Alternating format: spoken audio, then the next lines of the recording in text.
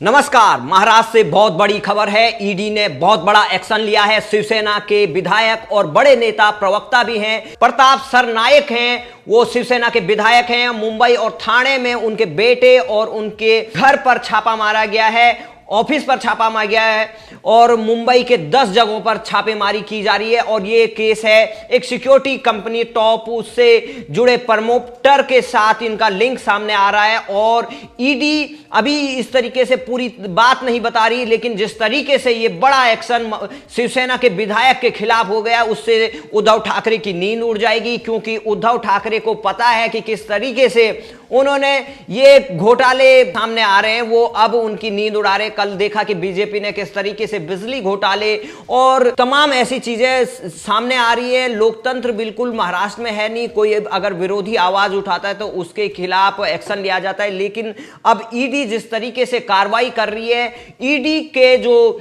अधिकारी हैं उनको सुरक्षा मुहैया करा रहे हैं सीआरपीएफ के जवान। क्योंकि जिस तरीके से मुंबई पुलिस और महाराष्ट्र पुलिस एक कठपुतली की तरह काम कर रही है, वो बहुत ही निंदनीय है। क्योंकि समीर वानखड़े जो एनसीबी के तेज तर्रार ऑफिसर, जिन्होंने बॉलीवुड के ड्रग रैकेट का भांडा फोड़ा और जिस तरीके से कार्रवाइयां एक के बाद एक हो रही हैं, उससे बौखलाई उन पर किस तरीके से अटैक होता है।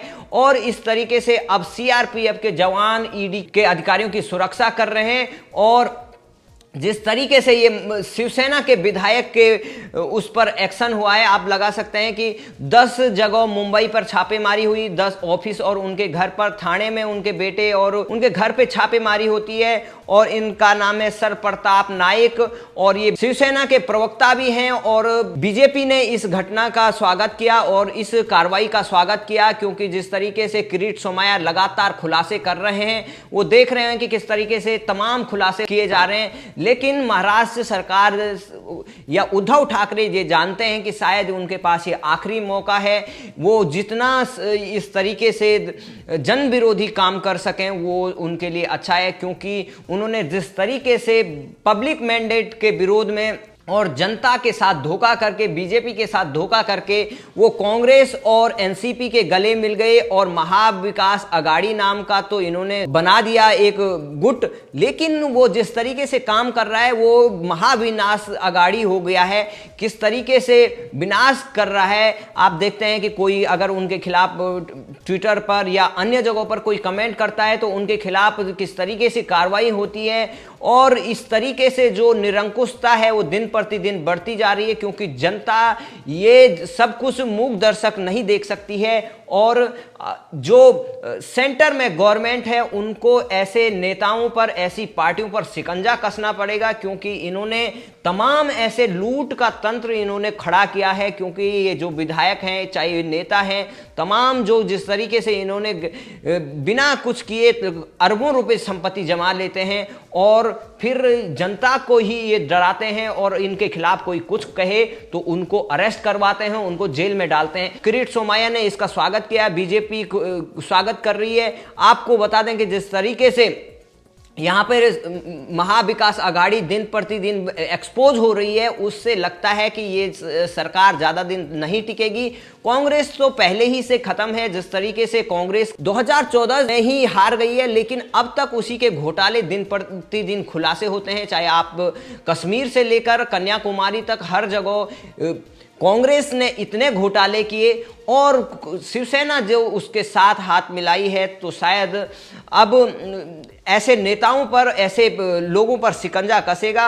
और जिस तरीके से ये ईडी की कार्रवाई हो रही है, ये बहुत ही बड़ी कार्रवाई है और इससे कंफर्म है कि शिवसेना को बहुत बड़ा झटका है। शिवसेना के जो विधायक हैं जिन्होंने गलत तरीके से अगर कोई चीजें अब अचीव की हैं तो उनके लिए बहुत बड़ा झटका है।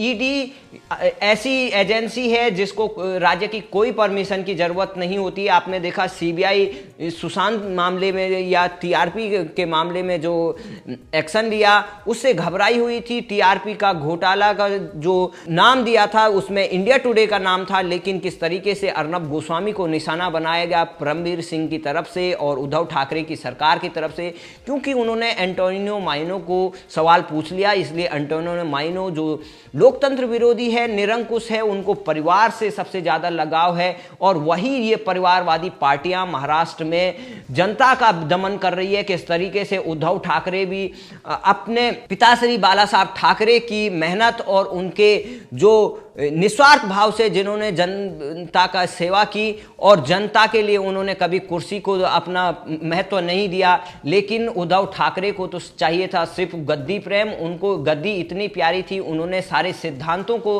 तिलांजलि दे दी। और जो बाला साहब ठाकरे कहते थे कि कांग्रेस के सामने जो वही झुकता है जो हिजड़े होते हैं, तो हम इस तरीके से बता रहे हैं क्योंकि उनके वर्डिंग थे।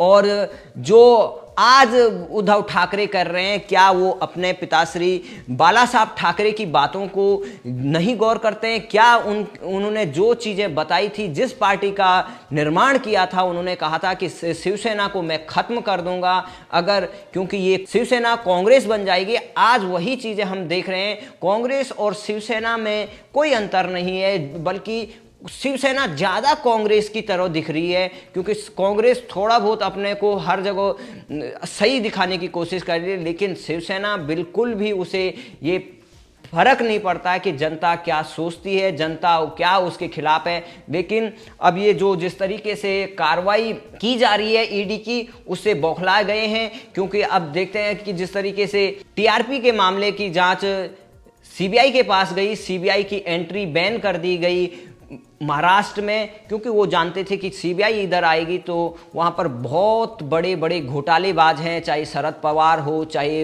अजीत पवार हो, चाहे अन्य जो क्योंकि इनका सिर्फ मेन मकसद होता है जनता को लूटना। अगर सेंटर की एजेंसियां सही से काम करे तो इन सारे घोटालेबाजों को जेल में होना चाहिए। लेकिन देखते हैं किस तरीके से आगे कार्रवाई होती है, क्या होता है, क्या इसमें सामने आता है।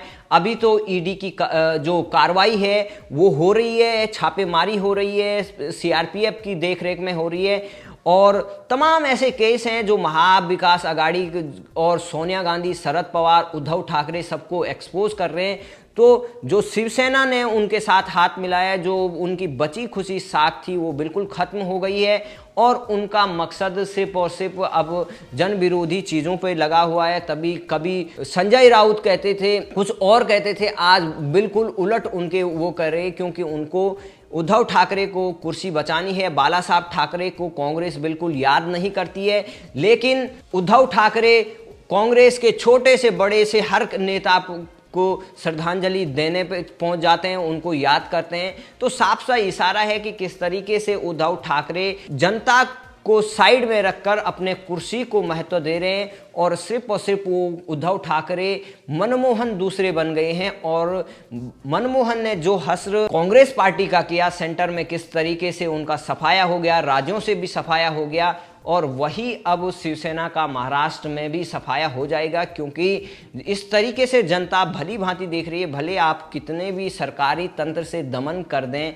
लेकिन जनता आपकी हर बात को नोटिस कर रही है, देख रही है कि आप किस तरीके से एक्शन ले रहे हैं। तो अब देखते हैं कि ईडी इस पर क्या जवाब देती है, क्योंकि सामना में तो यही लिखा जाएगा कि मोदी सरकार के खिलाफ तमाम चीज़ें लिखी जाएंगी, तमाम ऐसी बातें लिखी जाएंगी, लेकिन अगर आपने कुछ गलत किया है तो ये आपको दंड भरना पड़ेगा और इसको बदले की कार्रवाई आप कहेंगे, लेकिन आपको अपना सच रखना पड़ेगा। क्योंकि जिस तरीके से आपने अगर ये काला साम्राज्य खड़ा किया है, उसका जवाब भी जनता को देना है, क्योंकि ये जनता की गाड़ी कमाई का पैसा है और ये नेता लोग इस तरीके से दोनों हाथों से लूटते हैं।